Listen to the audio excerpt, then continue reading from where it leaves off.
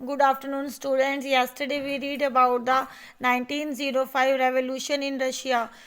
Today we will read about the First World War and the Russian Empire. As we know that First World War broke out in 1914 and it ended in 1918. देखिए 1914 में First World War it broke out between the two European alliances. First was central powers and second was allied powers. Central powers में जो countries थी these were Germany, Austria and Turkey. And in allied powers the countries were France, Britain, Russia. बाद में Italy and Romania also join them. इसके बाद Italy और Romania के बाद Japan and USA also join the allied powers. देखिए each country, चाहे वो सेंट्रल पावर्स की कंट्री हो, चाहे वो एलाइड पावर्स की कंट्री हो, सभी का each country had a global empire. इनका साम्राज्य बहुत बड़ा था. इसके साथ साथ and the war was fought outside Europe as well as in Europe. जो फर्स्ट वर्ल्ड वार था ये केवल यूरोप में ही नहीं बल्कि outside from Europe was fought means लड़ा गया. This was the first world war और यही प्रथम विश्व युद्ध था. क्या था 1914 में central powers and the allied powers these were the countries of Europe. ये टू ग्रुप्स में डिवाइड हो गई. Central powers and the allied powers, इन दोनों के बीच में क्या हुआ, वार.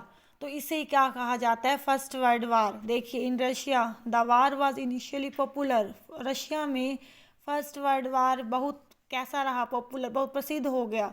And the people rallied around tsar Nicholas second. लोगों ने जार निकोलस के खिलाफ रैलियां निकाली. As the war continued though the tsar refuse to consult the main parties in the Dumas.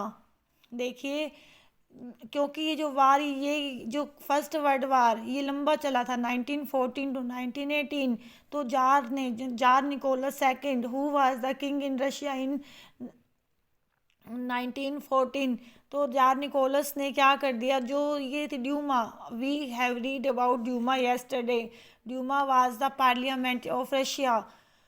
The people of Russia in 1905 they demanded to form a constitution. We have read it yesterday. तो जो jar Nicholas ने क्या किया था, Tsar Nicholas refused to consult the main parties in the Duma. Tsar ने इस युद्ध के दौरान क्या है, जो मेन पार्टीज थी ड्यूमा की उनसे कंसल्ट करना किसे मना कर दिया. He did not take any advice from the main parties in the Duma. Sports war थी और उसे सपोर्ट करने वाले लोगों की संख्या कम हो गई. उसको जो समर्थन मिल रहा था वो बिल्कुल कम हो गया. Anti German sentiments ran high as can be seen in the renaming of the Saint Petersburg a German name as Petrograd.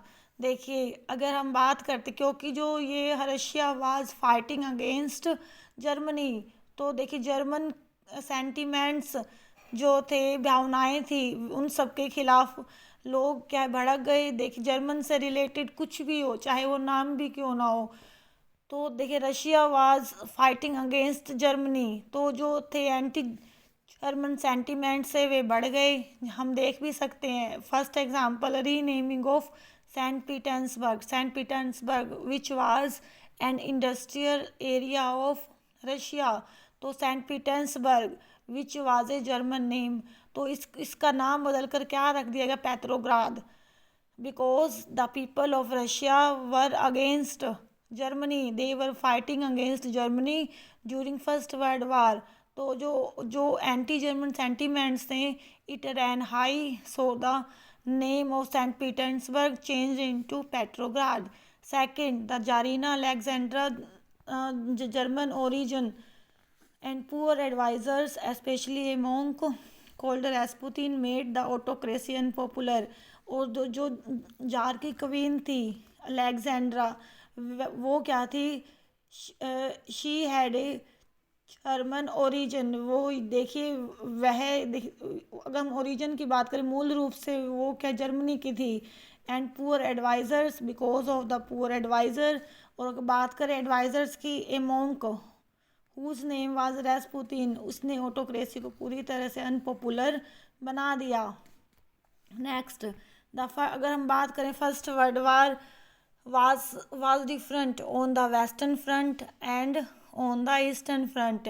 अगर फ्रंट की बात करें, in the west the armies fought from trenches stretched along eastern France. अगर हम western front की बात करते हैं, जो सेना क्या है, खाइयों को खोदकर ईस्टर्न फ्रांस तक बढ़ गई थी।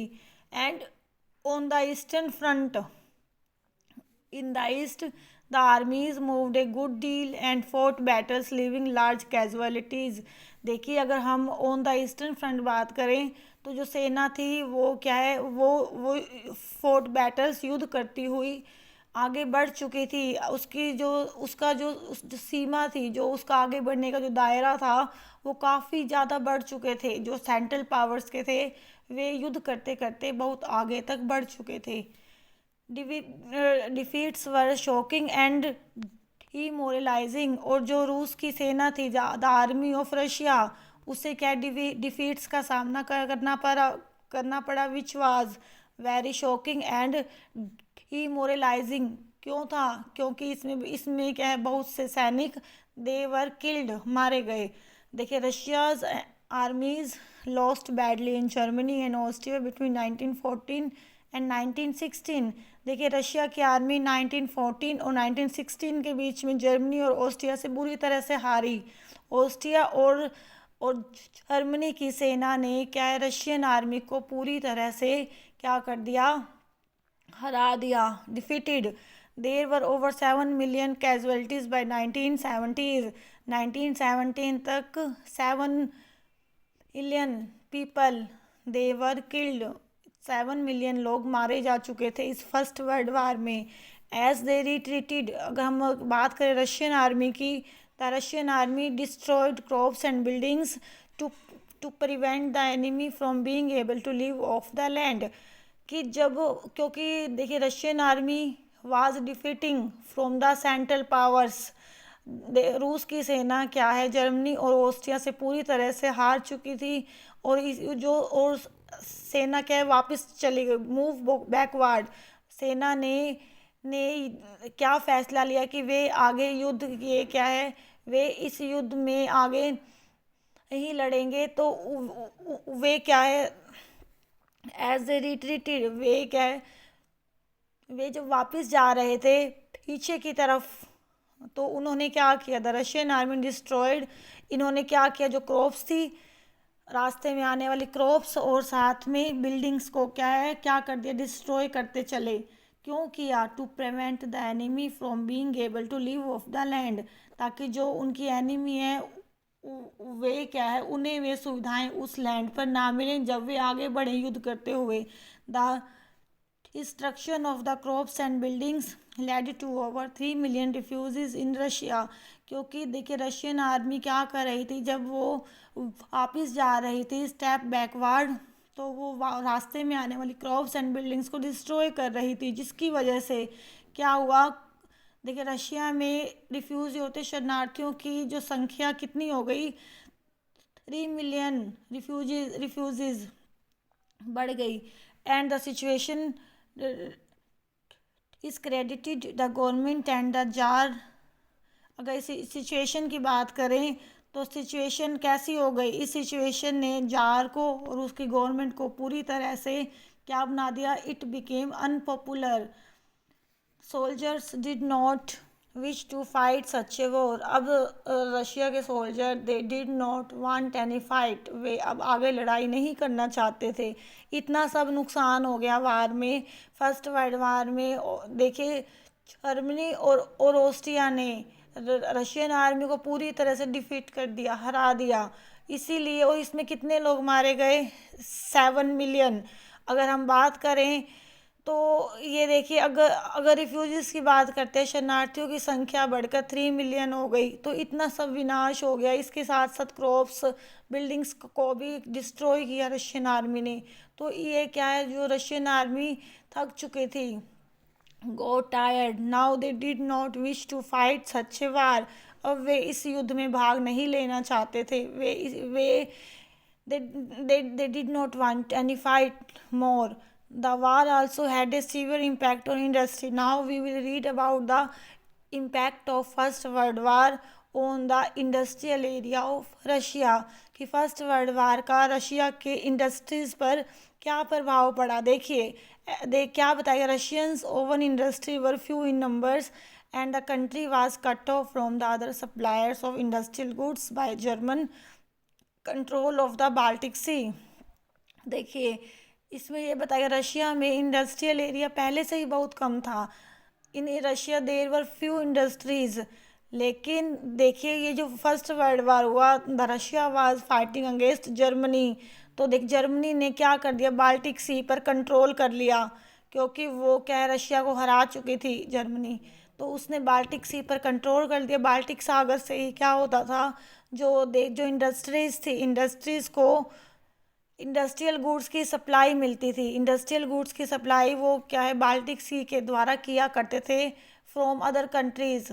तो क्योंकि देख जर्मनी ने बाल्टिक सी पर कंट्रोल कर लिया था, तो जो कंट्री थी Russia, it was cut off from the suppliers of industrial goods. तो इंडस्ट्रियल गुड्स की सप्लाई बंद हो गई, क्योंकि बाल्टिक सी पर it was controlled by the Germany.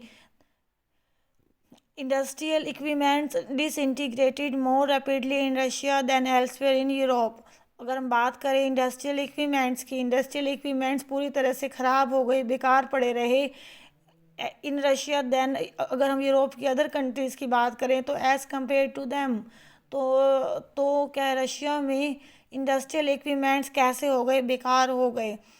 Bye 1916 तक the railway line began to break down. Railway line टूट गई। इसके साथ साथ able bodied men were called up to the war. और जो लोग योग्य थे, हेल्दी पीपल थे, उन्हें क्या है वार में भेज दिया गया, फर्स्ट वर्ल्ड वार में। As a result there were labour shortage. का क्या परिणाम निकला, फैक्ट्रीज में या थोड़ी बहुत जो इंडस्ट्रीज थी उनमें क्या लेबर शॉर्टेज की प्रॉब्लम हो गई, लेबर नहीं मिल रही थी काम करने के लिए। And small workshops producing essentials were shut down. और जो कुछ छोटी छोटी वर्कशॉप्स थी who were producing essential goods, essential होती है आवश्यक वस्तुओं का उत्पादन करने वाली जो वर्कशॉप्स थी, इट बिकेम शट डाउन, वे बंद हो गई, they were shut down. And large supplies of grain were sent to feed the army. और हम बात करते हैं ग्रेन की, तो उसका अधिकतर भाग किसको भेज दिया गया, आर्मी के पास भेज दिया गया, टू फीड देम, ताकि उन्हें खाना मिल सके। और अगर हम for the people in the cities, अगर शहरों के लोगों की बात करें तो शहरों में क्या हो गया था, शहरों में अगर बात करते हैं ब्रेड और फ्लोर, ये बहुत कैसे हो गए, इसके दुर्लभ हो गए। आटा और बात करते हैं ब्रेड की, रोटी की, ये बहुत कीमती हो गए, दुर्लभ हो गए, बहुत मुश्किल से मिल रहे थे लोगों को, क्योंकि सारा ग्रेन तो हम क्या है आर्मी को भेज रहे थे in the first world war. By the winter of 1916 roads at bread shops were common. अगर हम बात कर रहे, इसका मतलब होता दंगे फसाद। 1916 के विंटर डेज में हम अगर बात करते हैं ब्रेड शॉप्स पर जो झगड़े दंगे फसाद होना एक कैसी बात थी, इट वाज कॉमन।